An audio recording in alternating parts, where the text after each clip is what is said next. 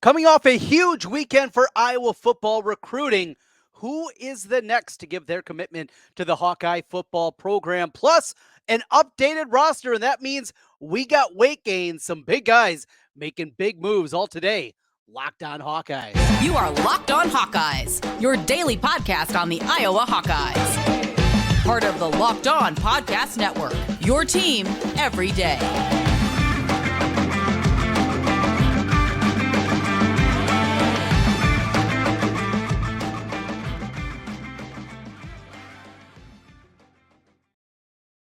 Hey, welcome in. I'm Trent Condon, and this is the Locked On Hawkeyes podcast. Thanks for making Locked On Hawkeyes your first listen every day. We're available wherever you get podcasts. You can also find us on YouTube with the video side. Make sure you hit that subscribe button while you're there. Helps us get in front of more Hawkeye fans. Today's episode is brought to you by FanDuel Sportsbook, official sportsbook of Locked On. Make every moment more. Visit FanDuel.com/LockedOn today to get started. Well, it was a weekend that was certainly circled for a very long time. Iowa had their big event for the class of 2024. All the commitments were on hand this weekend. The guys that have been a part of the Iowa program as commitments for months for most of these guys and going back for some of them for years. Well, they got to make their official visit, a lot of them all together. You had the quarterback of the class and James Resar. You had the two running backs coming in and Xavier Williams and Brevin Doll, on and on and on. And we will talk about those guys and a few things that popped out from the event over the weekend. But also, most importantly, the question is, who is next? Who will be that next commitment for Iowa football? We'll get into that today, along with some weight games. Yeah, the roster is out for 2023, and that means we get to see who made some big gains in the off season, either adding weight, which is a majority of the guys, or a couple of guys that went the other day and shed a couple of LBs, and we will talk about that here throughout the program today. Want to get into just a few nuggets coming in from the weekend. Now, this recruiting class that has been together outside of the latest commitment that just happened recently last week, and Michael Burt, the tight end from Omaha, and every day, as you know, we talked about him a little bit last week on the program. But one thing that was relayed to me over the weekend is the closeness already of this group. And it happens a lot in recruiting classes. You hear plenty of this, and guys that are, get to know each other. They come from different avenues and different walks of life, but this is very much a close-knit group. These are guys that have been together for a long time. It's been trending certainly this direction for this class of 2024. And Iowa has 6 of the top 7 players in the state of Iowa. One that they don't have a commitment for is still with his recruiting open in Grant Brix, and it doesn't look like he is going to be an Iowa Hawkeye. But of those guys, you have, of course, the local connection, the Iowa guys, the really the lifeblood of the program. And those guys have continued to communicate. There's a very close with that one. Another cool thing about this weekend is something that I learned this weekend is we know, obviously, the players come in. And you know what it is. You're going to go through on your official visits. You're going to talk to an academic advisor. What are you interested in studying? What do you want your major to be? Are you open? Are you still thinking about that?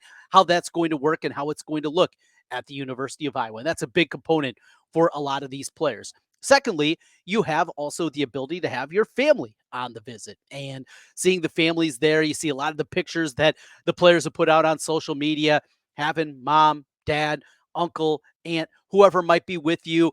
Sometimes it's siblings, those kind of things. And also really cool moment. I saw a couple of pictures of Brevin Doll with his sisters, also on the recruiting visit there. So it was really cool. And to see that and see, the different parts of it. They're going to go out there and they're going to have fun. They get to go to the Ferentz's house, but also getting the component of what the families are going through. And for either the guys that already committed or guys that are thinking about making a commitment and taking an official visit or a visit to the University of Iowa, what the parents go through. And they had an opportunity to go to the Ferentz's house and hang out with Kirk and Mary and the family for a while and go through that, but also get to know each other.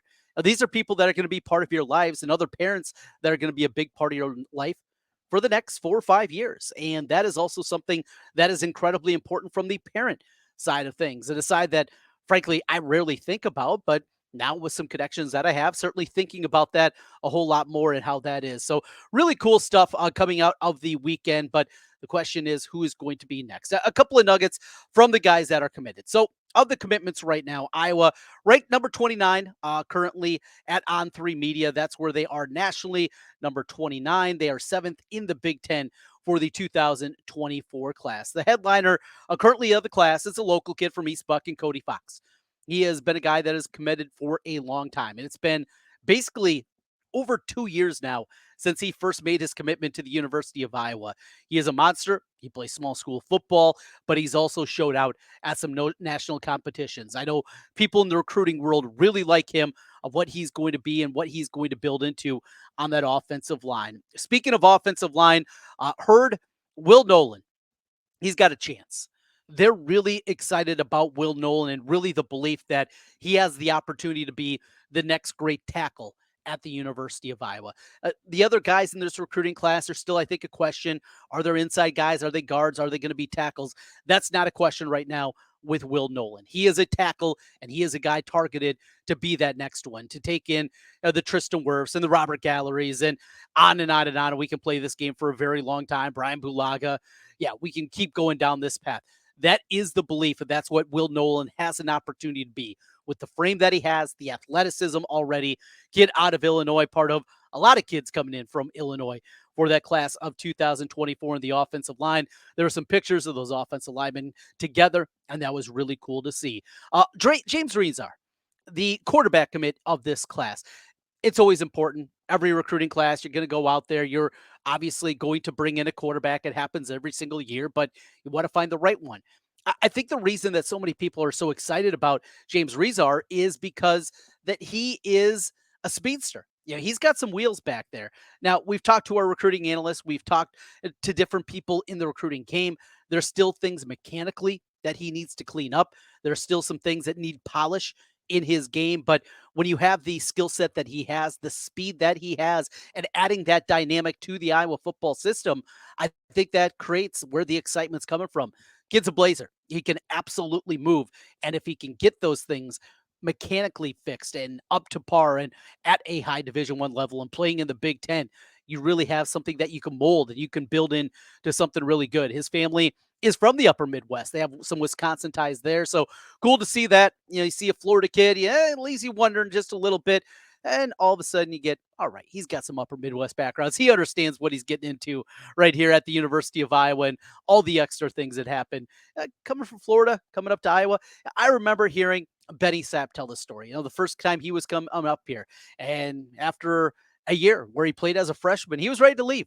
And Brett Bielema, actually, as an assistant coach at the time for Iowa, talked him out of leaving and heading back to Florida. It's not for everybody, but at least a little something there in the background. So just a couple of things on this class, but the question becomes, who's next? Who is going to commit? There are not just singular names here. We got a lot of names to throw out. A lot of guys that seem like they are very close to pulling the trigger and becoming Iowa Hawkeyes. That is good news. No doubt about it. Keeping this class going and keeping the momentum going for the class of 2024. We'll talk about those prospects when we come back. Who will be the next Hawkeye commitment? We'll get into that as we continue here on Locked On Hawkeyes.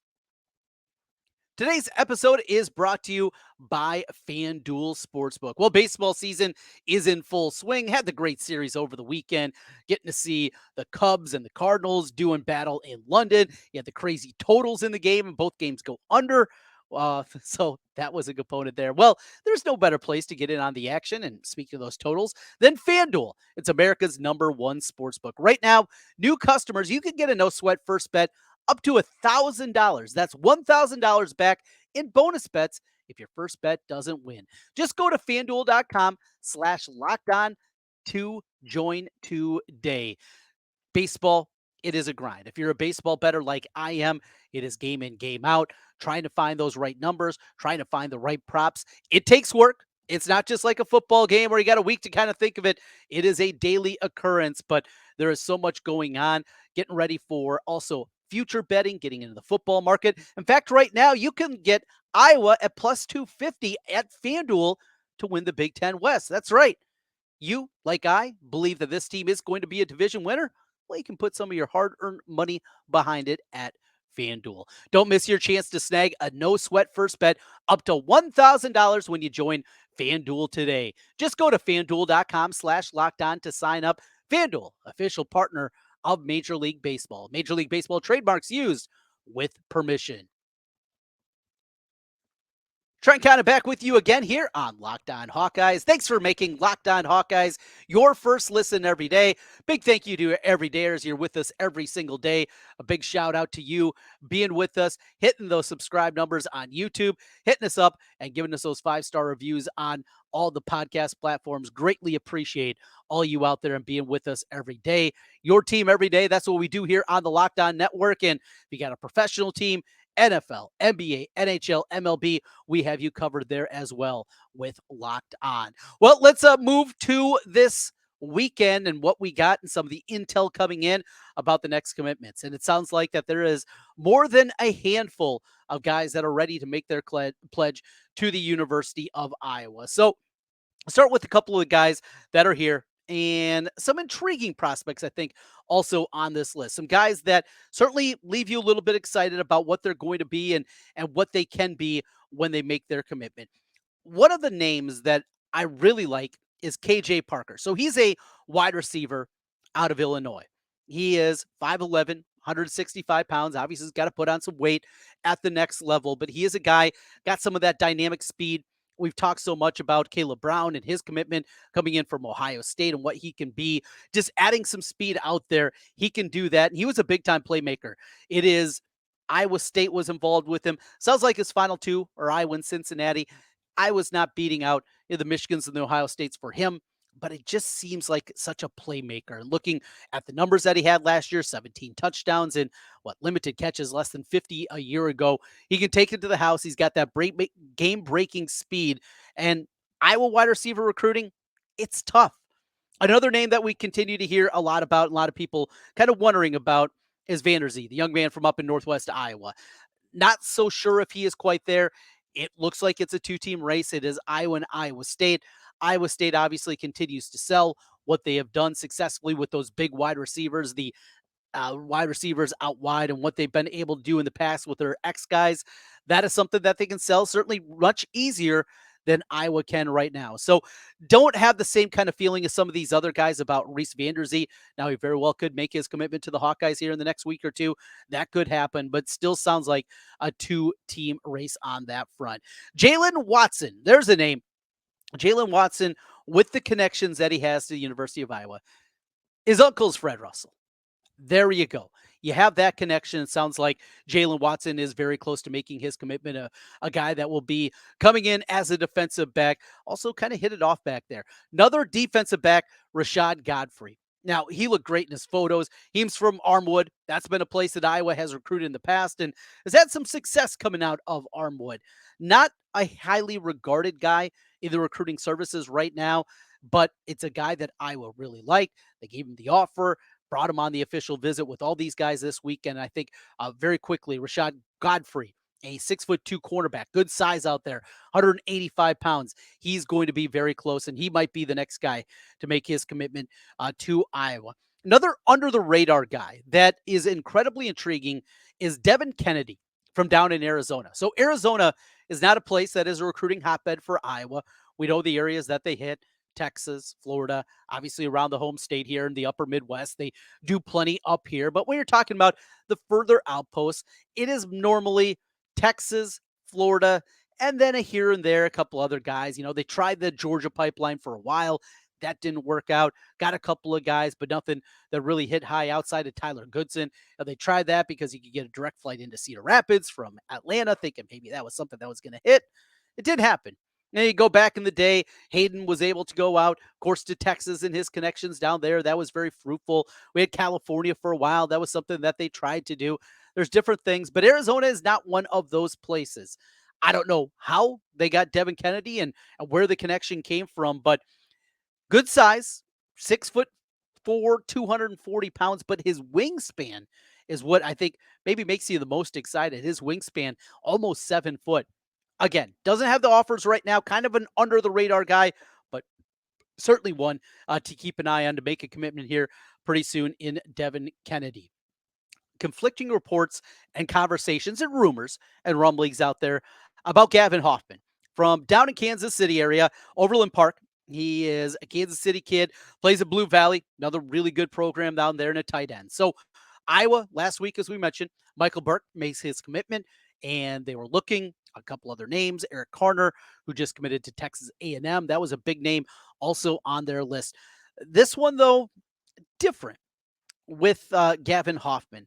6'5", 220, good size to him. Talking about tight end, you love to see that. You know, the recruiting pitch that is there. He's got offers from Arizona State, Missouri, Arkansas, Auburn have also been involved with him. But sounds like Iowa, if there was ground to make up this weekend, they certainly did. That does not mean that there is a commitment imminent from Hoffman at this point, but I think Iowa did really, really good this work this weekend and really had a good opportunity. Another kid from down in that area, down in Missouri, is Joseph Anderson, who made his official visit to Iowa this weekend. Iowa, Nebraska, Iowa's made up a lot of room on that front and feeling really good. And then one more I want to throw out there, and that's Chima Chinecki from down in Texas. Iowa, Kansas appear to be his finalists. Oklahoma State was also on that list. He loves Kansas. I don't know. I don't hope. If you're a defensive lineman and your options are Kansas and Iowa, what Iowa does with defensive linemen and how they put them at the next level and the amount of guys that play, I think it's a pretty easy decision. But hey, you know, Texas, the Big 12, I guess there's pull there, but Kansas, Iowa, we're not talking hoops here. We're talking football. Hey, Jimma, it'd be an easy decision if I was making it or if I was helping you, but I'm not.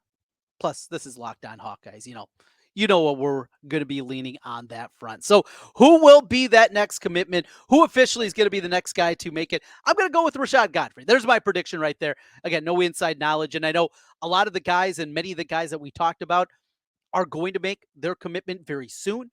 It is going to be something that is going to happen very quickly. Timelines are different for all these guys, but most of the guys that I mentioned, unless I put that caveat in there, think Iowa has a really, really good chance of getting a commitment from all those guys. KJ Parker's going to be right around the corner. Same with Watson. We'll say Godfrey. I'll put him next up on the list. Kennedy, I think shots for all of those guys. A possibility of Hoffman and a couple others. Anderson, Chemike. Those are the names that we're looking at on that front. Continuing here with the Iowa football conversation, weight gains. We got the numbers. Some big guys put some big gains on in this offseason. Who is doing the work? Who put on the weight? Who is following those meal plans? Well, I'll tell you, it's easy if you're an old guy to put on some weight when you don't want to. When you do want to, and what these guys are doing, we got some interesting numbers. We'll do that as we continue on Locked On Hawkeyes.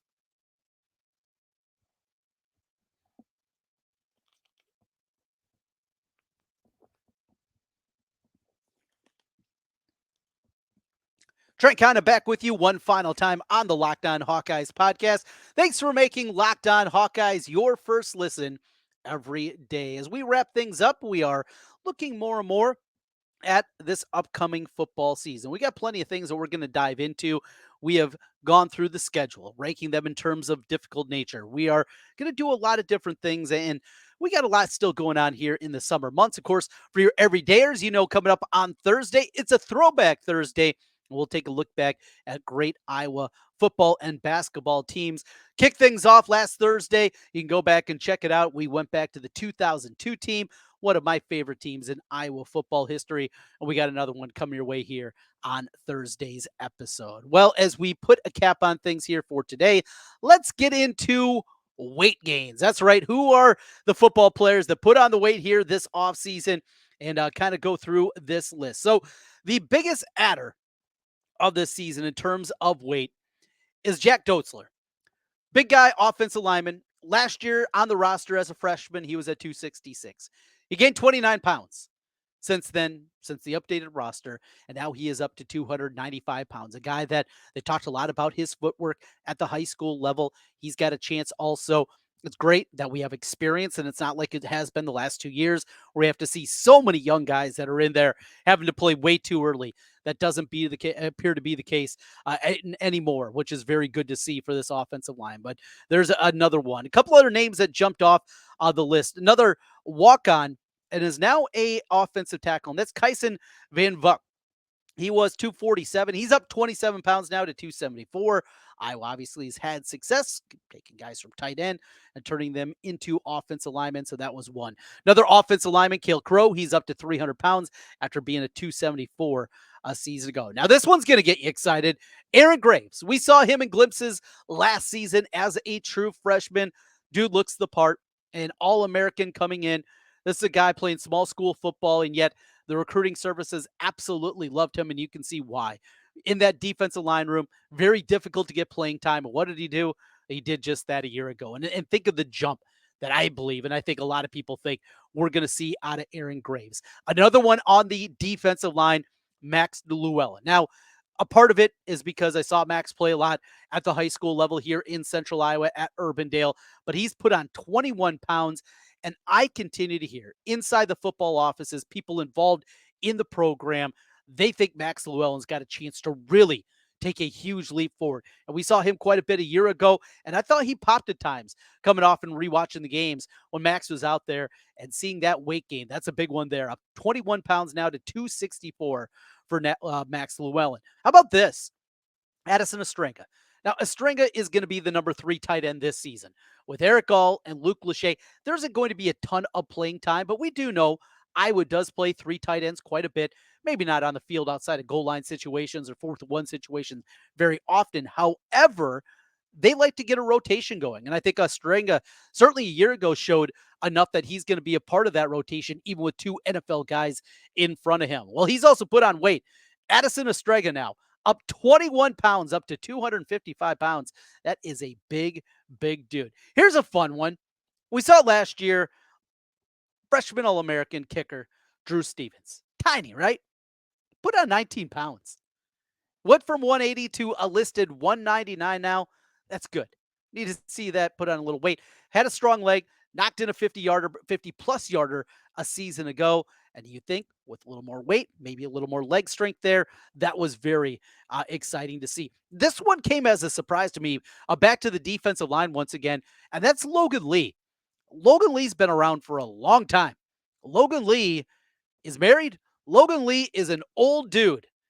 Logan Lee, this late in his career, put on another 16 pounds. He's up to 291 now, playing in the middle of that defensive line. And a fully healthy season for Logan Lee, that would be a great thing to see. This one got me pumped up because I think there's a ton. You guys all know my love of what we have in the backfield with Caleb Johnson. But we saw Jazz Patterson a year ago, just glimpses, including the bowl game against Kentucky. There's something to the dude. He's got some wiggle. He's got some size, and the size continues to go up. He is now up an extra, what was it? Let me find it here. 16 pounds he put on. So he was 183 last year. Now he is 188 last year, now up to 204 at the running back position. Dejon Parker comes in, a hope that he can maybe take over the right tackle position, transferring in from Saginaw. He is up 15 pounds from when he showed up just past the winter, and now up to 315 pounds from 300. Couple other names to throw out there as we go through the weight gains for Iowa football. Griffin Lytle, he's up 13 pounds. He's up to 295 now. Deshaun Lee, saw him a year ago as a true freshman. He's up 13 pounds. How about Bo Stevens, a middle of that offensive line? He's now 319 pounds. He's gone up there. Jacob Bostic, we would love to see healthy Jacob Bostic helping out the wide receivers. He's added some in the weight room. He's up 12 pounds from 181 at a pretty big frame up to now 193 pounds. Cohen Entringer, he is the depth piece now at the safety position. Hopefully we wouldn't have to see a ton of them. Hopefully it's Xavier Wampa out there on one side, and we're going to see him doing his thing. Absolutely, you want to see that in Quinn Schulte, but if there is another safety that's going to be named, and it's going to be Etchinger. He's up 12 pounds to now 211. Couple other names to throw out there as we're going through these weight gains. Mentioned Caleb Johnson a little bit earlier. He's up 10 more pounds. He was 212 last year, up to 222. He's going to have an offensive line. Please be good because you have a star at the running back position. Logan Jones, he's added 7 pounds up to 290, meaning the middle of that offensive line. Even Noah Shannon, they got to call him Gramps, right? Noah Shannon out there, he's up 6 more pounds now to 295 in the middle of the defensive line. Nick DeYoung, he's added 5 pounds to it. We also got the other side, guys that have gone the other way and lost a little weight. Not a ton of them. Eric Gall down 5 pounds. He was 255, now at 250. Jeremiah Pittman, another guy, didn't get a ton of reps, but when he was in there, he opened some eyes on that defensive line. He was 297, now down to 290. So some moving parts there. Always fun to take a look at the gains that these guys make, or in some cases, a few losses. I am so pumped up for Iowa football. Can't wait for it. And we are now inside of 10 weeks before we get to see this edition of the Iowa football team. Thanks for making Locked On Hawkeyes your first listen every day. Always love the conversation. We got more football talk coming up this week. Mentioned a Throwback Thursday coming on Thursday and a whole lot more. Thanks for making Locked On Hawkeyes your first listen every day. Make sure you hit that subscribe button. Helps us get in front of more Hawkeye fans. We'll talk to you again tomorrow. Go Hawks.